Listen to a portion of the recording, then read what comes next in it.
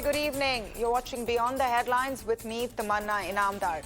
One of the big stories today is what is happening in our neighboring nation of Sri Lanka. Concern is growing over violence in Sri Lanka a day after at least 8 people were killed in clashes. In the latest, the army has ordered a shoot-on-sight order, in fact, to those who are damaging public property. This is a day after the Prime Minister Rajapaksa stepped down. But the story of what has happened in Sri Lanka is also the story of a government run by one powerful family, a fiefdom who has had complete freedom to do whatever they want. The Rajapaksas have used the political weapons of populism, targeting of minorities and quashing dissent to cover up their immense economic mismanagement through the last several years. Denial has been the sole weapon of the Rajapaksa government that first denied the impending economic disaster, then denied charges that the country was mismanaged, refused to admit what was happening when people were running out of fuel, milk and medicines, and now have nowhere to hide. What we're seeing today is the unraveling of a democracy when the checks and balances have completely broken down.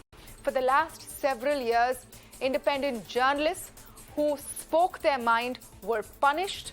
Those who spoke out against what was happening had to face the wrath. And today, there's truly nobody to speak out. Let's look at the political legacy of the Rajapaksas, whose father was one of the founders of the Sri Lankan independence movement. They have dominated the scenario for several years, and which is why they continue to be a very prominent political family.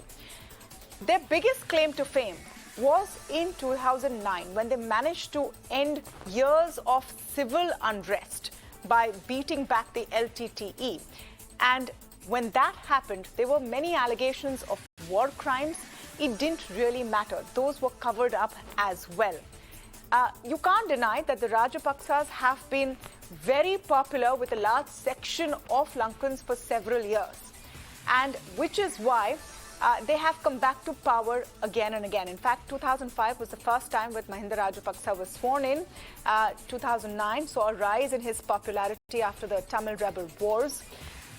Between 2010 and 15, there were reports of over 40 family members in government posts, all connected to the Rajapaksas.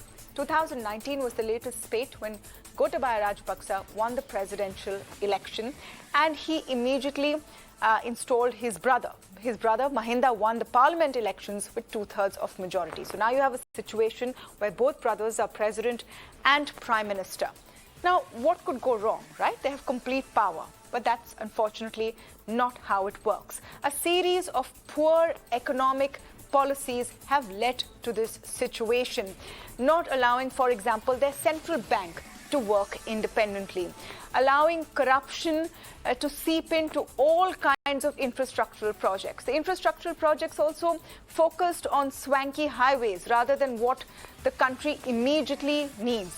Deep tax cuts given to big businesses, to crony capitalists, and all of that has now come back to hit them badly.